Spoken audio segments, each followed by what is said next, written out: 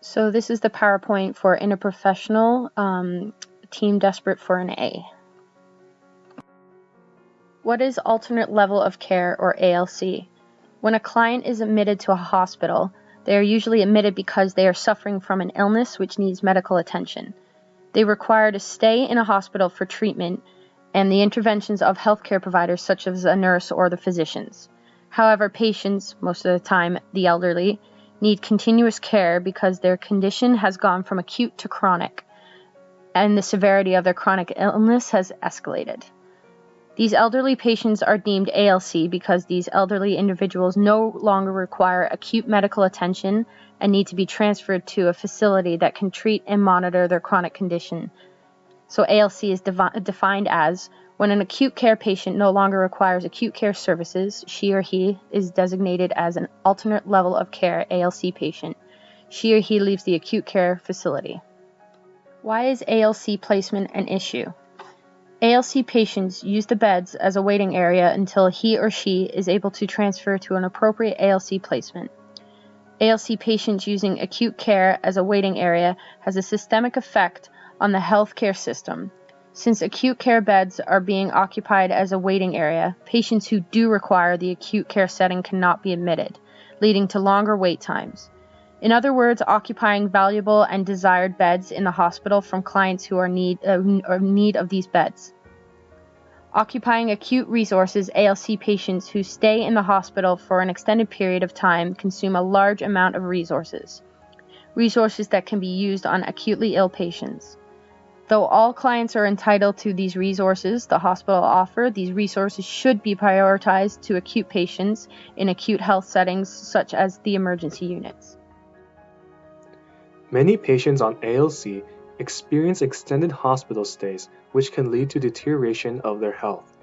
As time progresses, these patients can experience increased functional impairment and complex healthcare needs in comparison to those that stay in a long-term care facility. Overextended hospital stays can be contributed to many factors, such as not enough room in nursing homes and long-term care facilities, which results in patients being placed on waiting lists. This is an issue, for ALC patients have a 12% death rate when they are waiting in the hospital to be placed into a long-term care facility. If ALC rates continue to rise within the hospital, another issue would be emergency room overcrowding. Since these patients are occupying beds, it leaves little room for physicians to examine clients that come through the emergency room, which creates longer waiting times. This can cause a disturbance in patient admissions and discharges. ALC patients can affect healthcare providers for it results with injuries, burnout, job dissatisfaction, and affect the quality of care. Injuries can occur due to unpredictable and aggressive behavior from clients. It can also occur if clients have dementia, heavy lifting and transferring clients, and having higher workloads.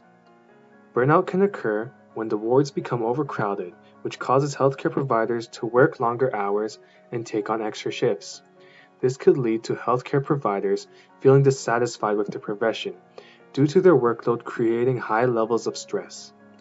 This will affect the quality of care, for overworked healthcare providers will not be able to provide safe and competent care for their clients and their families. An increase in ALC rates can have a great impact on the healthcare system. Since these patients are past the acute care period, they do not need the specific or intensive treatment provided by an acute hospital setting. Occupying hospital bed space with no need for acute treatment can lead to insufficient use of hospital-based care and resources. These resources include human resources, financial resources, and the utilization of resources. A great amount of human resources is expended due to reacting to and planning for this bed crisis. This can create a stressful working environment for the physicians and the staff. ALC also leads to an increase in expected length of stay. This can affect the hospital's efficiency rating and funding. The hospital deficit can be tied directly to costs of managing too large a number of ALC patients. In 2011, it was projected that in excess of $55 billion was spent, with acute hospitals being the main component of the expenditures. ALC placement can be a lengthy wait, impacting hospital operations, plan of care, and resources, which can also lead to negative consequences in patient health. In our current healthcare system, ALC can create a funneling effect, meaning more patients are flowing into the system but resulting in less patients being discharged and placed into long-term care facilities. Therefore, hospitals should prioritize managing ALC rates in order to reduce the cost on the healthcare system, which can save resources that could be used on patients that urgently need them. Ontario has 2 institutions that have priorities and plans in order to reduce the ALC rates in the healthcare system. The Ministry of Health and Long-Term Care lists the recommendations that affect acute care facilities, such as improving system access, integration, and patient flow. The Ministry of Health and Long-Term Care plans to modify discharge policies by requiring patients to choose more than one facility, with some facilities having shorter waiting lists. The Center of Healthcare Quality Improvement presented the Flow Collaborative Program in order to reduce ALC overflow rates in Ontario. This program promotes efficient discharge planning and removing unnecessary delays in the discharge process. The longer the discharge process, the longer the stay of patients in the acute units. This plan targets primary drivers such as community capacity and placement policies. It also targets secondary drivers such as having appropriate number of long-term care beds and modifying policies related to patient choice. Each Local Health Integration Network, or LHIN, has identified reducing ALC days as one of its main priorities. One of the main recommendations presented by the LHIN is decreasing ALC waiting time by investing additional facilities and beds. They have also identified and created plans in improving discharge processes as an approach in reducing ALC days. Current strategies implemented are the Aging at Home strategy, the Home First philosophy, which creates conditions that allows patients to be returned to their community to the most appropriate setting, the NP Stat Outreach Program, and TransCare, which helps clients access a range of services to maintain healthy lifestyles. They provide quality support services that improve health and well-being to patients in the community. The purpose of our project charter is to create a continuous quality improvement plan in order to enhance community services which will help decrease the amount of ALC patients. We will provide patients with an easier transition home and plan to increase and enhance community services and supports in order to create an alternative to long-term care and complex continuing care. Strategies within our project charter are utilizing Home First recommendations in our strategy, while taking this a step further. Looking to the Home First initiative and enhancing this support in new and innovative ways, we plan on working closely with other members of the interprofessional team to develop a safe and effective transition plan to meet the individualized healthcare goals of patients returning home. The team will work together to assess the client's level of functioning and assist the patients in transitioning to the home. With this interprofessional collaboration, the team is able to determine the best care for the patient and connect them with the appropriate community supports.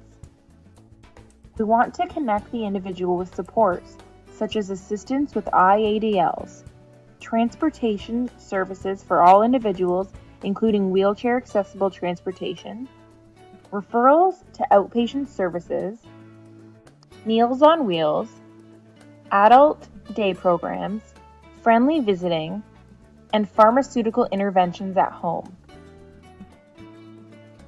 We'd also like to develop a transportation service that allows healthcare providers to deliver and administer medication to patients living within the community. This increases patient medication compliance and monitors for risk for overdose. Phase 1. Plan. The initial responsibility is to identify and understand the current issue. Review current plans, models, structures, and strategies that target ALC rates used by the hospitals under the Sunderland LHIN. Review current plans, models, structures, and strategies that target ALC rates used by the hospitals under the Sunderland LHIN. The focus of this review is to determine how we can provide community support/services for ALC patients in a timely and efficient manner. Focus groups are to be created with ALC patients to determine what program they would desire in their care. Afterwards, we need to develop ideas to address the increase of ALC using the recommendation as our guideline. We will research other programs that are similar to our idea to see how effective they were and any challenges they encountered. We will contact the supervisors of these programs to share their experiences in the development of their programs. Afterwards, we will analyze current community services that are available for patients, developing of community assessment tools, ALC discharge planning, and enhanced delivery of care provided by community services. We will create a draft copy of our program and send it to supervisors for approval. Phase 2, Do. Approval for our program by supervisors. Requesting for funding will be sent to our sponsors.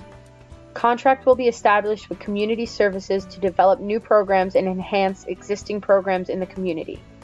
Recruitment of the health professionals for our teams. Once the team is created, orientation and training will be done for each member. Expectations, rules, roles, and responsibility, mission, value, and values of the institution will be clearly outlined. We will have a 1-year trial of the program. Phase 3, Study. Create focus groups from our clients to gather subject data of the program. Determine methods for measurement of the success of the program, example, decrease ALC rates and morbidity and mortality rates. Review ALC rates, discharge rates, morbidity rates, and mortality rates from patients in the hospital and attending the program from before the program started and after the program was implemented. Have patients fill out surveys after each time they receive care from our program outlining positive and negative attributes. Have employees fill out evaluations on the group dynamic and the program itself and outline positive and negative attributes. Have the hospital staff members from the units fill out evaluations on their thoughts of the program. Analyze the collected data to determine the strengths and weaknesses of the program. Have a team meeting to present the strengths and weaknesses of the program. Research updated literature on solutions and contact other institutions with similar programs to see if they have any solutions to similar issues. Present the solutions to the issues of the program to the teammates. Collect feedback on their thoughts of the solutions and if they have any solutions of their own. Phase 4, Act. Our next goal will be to implement the strategies to improve the program and review the rates on ALC, mortality, and morbidity. The strategies specified in this project charter will improve the quality of life of patients in the community as an alternative to long-term care.